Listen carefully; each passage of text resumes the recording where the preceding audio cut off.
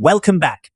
Today, we are reviewing the Round 8 game between Fabiano Caruana and Vincent Keymer from the Grand Chess Tour, Superbet Chess Classic Romania 2026.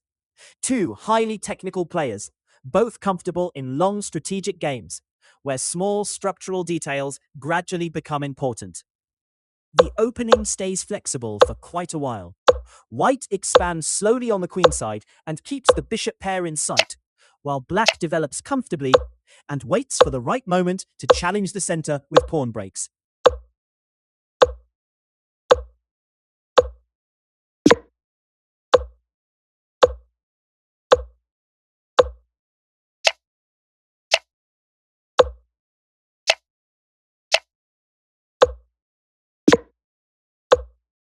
Keymer later said, "The main issue was the dark squared bishops.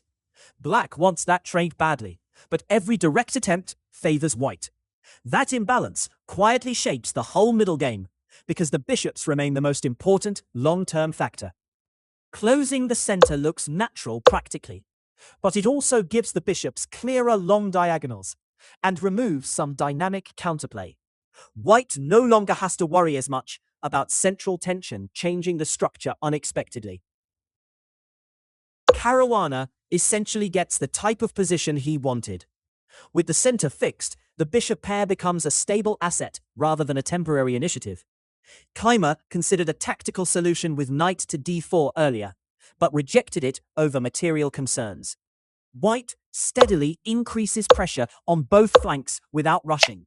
The queenside exchanges actually help the bishops breathe even more freely, and black still cannot solve the coordination problem around those opposite-colored diagonals. The striking part here is that black never achieves the intended bishop trade. Despite repeated efforts, white preserves both bishops and keeps a slightly easier position to handle from a practical perspective. Black gradually improves piece placement and tries to reduce white's space advantage through active rook play. The game slows into maneuvering chess, where both sides probe carefully without creating immediate weaknesses.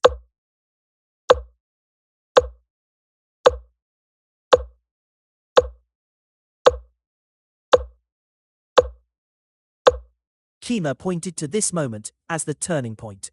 Instead of continuing to improve slowly, white allows black's pieces to suddenly coordinate. The evaluation may still be stable, but the practical momentum begins to shift. The rook jump to d5 changes the entire character of the game. Black's knight reaches f5, the rook becomes active, and white is eventually pushed into giving up the bishop pair just to keep control over the kingside. Suddenly, the position feels balanced in a completely different way. Earlier, white was squeezing patiently with long-term assets. Now, black's activity compensates fully, and the rooks become the dominant pieces on the board. Both players continue probing, but neither side can realistically overpress. The rook activity on the b-file gives black enough counterplay, while white's king stays alert to perpetual check ideas and tactical threats around the back rank.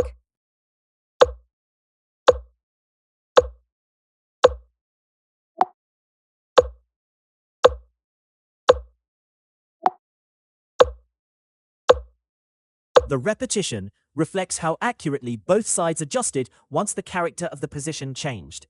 White's long-term pressure never fully disappeared, but black's active coordination was enough to neutralize it and secure the draw.